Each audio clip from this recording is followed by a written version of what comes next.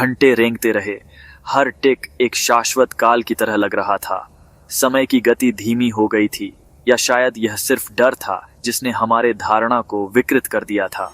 बाहर की एंटिटी चुप हो गई। उसकी भयावह उपस्थिति की गूंज हवा में तैर रही थी।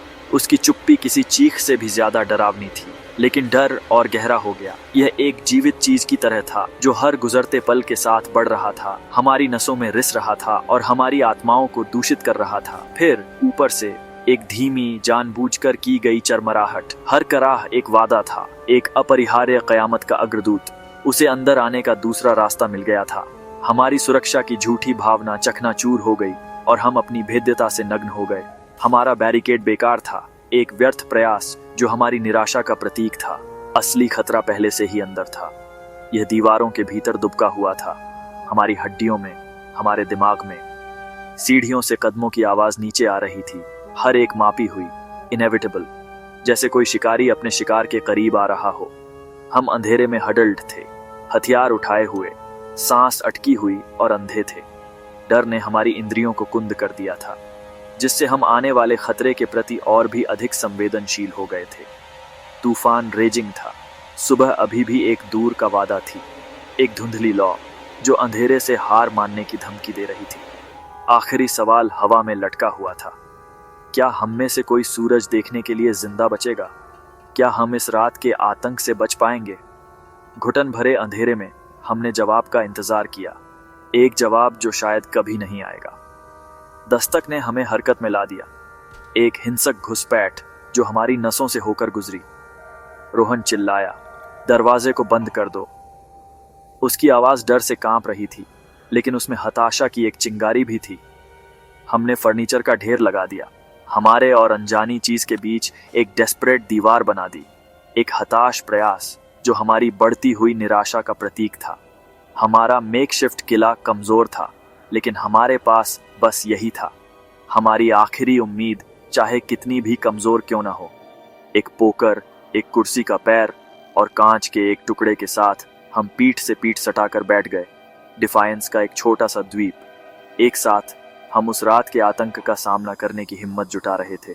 डर अभी भी था, लेकिन कुछ पल के लिए हमारा एक मकसद था, जीवित रहना। घर में सन्नाटा छा गया। तूफान बाहर रेजिंग था, क्योंकि हम इंतजार कर रहे थे कि आगे क्या होगा।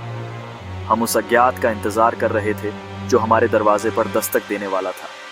उम्मीद कमजोर थी, लेकिन वह हमारी थी, और हम उसे तब तक पकड़े रहेंगे जब तक हम कर सकते थे। तूफान की आवाज बदल गई, खरोंचने वाली, जानबूझकर की गई, घर के चारों ओर घूमती हुई, जैसे कोई शिकारी अपने शिकार को घेर रहा हो। दरारों से फुसफुसाहटें रेंगती हुई आ रही थीं, शब्द नहीं, बल्कि पुरानी शिकारी आवाजें जो हमारे दिमाग में घुस रही थी, हमारी सबसे गहरी असुरक्षाओं और डरों को उजागर कर रही थी। प्रिया ने अपने कान ढक लिए, लेकिन फुसफुसाहटें अब हमारे अंदर थीं। वे हमारे अपने विचारों की तरह लग रही थीं, जिससे उन्हें अनदेखा करना और भी मुश्किल हो गया था।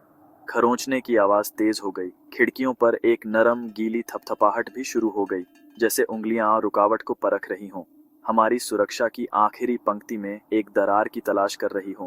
फिर सन्नाटा। दरवाजे पर एक अकेली भारी दस्तक ने उसे तोड़ दिया, एक हिंसक घोषणा जो हमारे डर को साकार कर रही थी। हम जम गए, दिल तेज धड़क रहे थे, हर धड़कन एक कयामत की गिनती की तरह लग रही थी।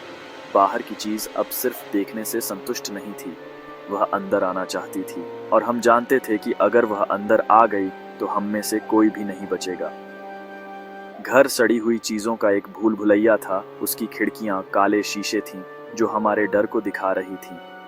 बिजली ने बाहर क्षण भर के लिए कुछ डरावनी चीजें दिखाईं, ऐसे आकार जो वहां के नहीं थे, इतनी लंबी परछाइयां जो इंसान की नहीं हो सकती थीं। प्रिया ने उसे पहले देखा, फिर मैंने देखा। एक परछाई एक पल में गायब हो गई, लेकिन इतनी असली थी कि हमारे खून को जमा दे हम खिड़कियों से पीछे हट गए, एक साथ दुबक कर बैठ गए। अब पक्का था, कुछ बाहर था, हमें देख रहा था। तूफान तो बस एक बैकग्राउंड था, असली डर शीशे से टकरा रहा था।